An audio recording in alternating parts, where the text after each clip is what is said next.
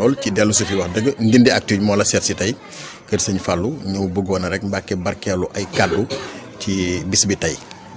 waaw asalaamaaleykum wa rahmatulahi taala wa barakaatu. waaleykum salaam. maa ngi nuyu lu bari. te rafet lu jógee fi ñëw. sant yàlla nag bu baax. santaat yàlla. tax màggal Kazu Rajab bi jàll na. kii itam sëñ Fallou ko santaane woon. ndax dañ daan màggal ñaar fukk ak ñeent. ci weeru baraxlu bi.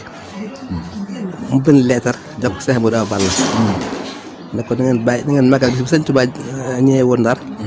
woo Seex Ibra Faati.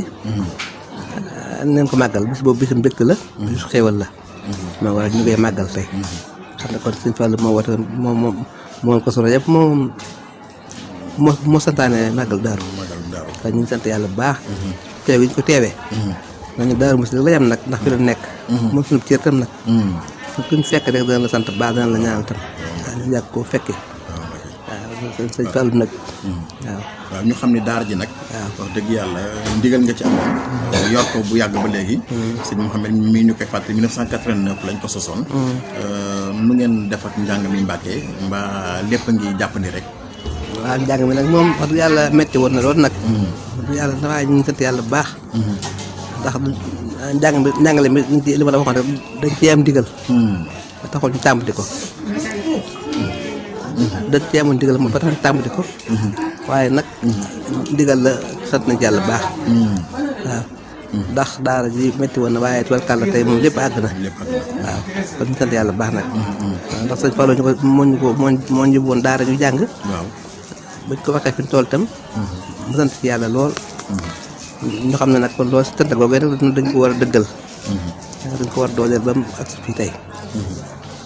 waaw sant yàlla bu baax daal.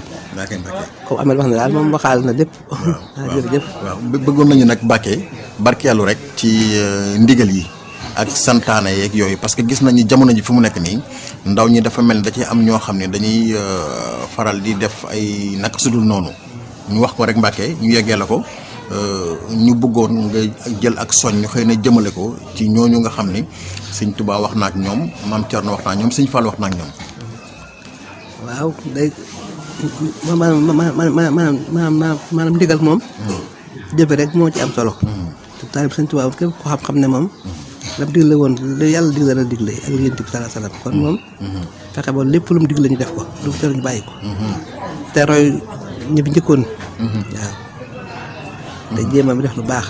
te bañ a bàyyi mooy yàlla gi daal ndax mooy yàlla moom day wàññi wërsëg. day alage. day kon nag da jub. waaw góor ñi leen jub jigéen ñi jub. loolu Sëñ Tuubaa santaane. waaw jigéen ñi jub daal moom li nga xam ne yow ñu ñàkk ko dara. te bu ci jub moo am solo. kon ñu sant yàlla baax di digal suñu njaboot nag ñu jub. ak ñëpp waaw. jërëjëf Mbacke. man nag maa xaw a bett moo tax wax ji. yaa ngi fi te wér Mbacke fa dëgg la yaa ngi fi te wér Mbacke rek. waaw jërëjëf man maa xaw a bett moo tax lépp baax na Mbacke jërëjëf jazakumullahu xayran.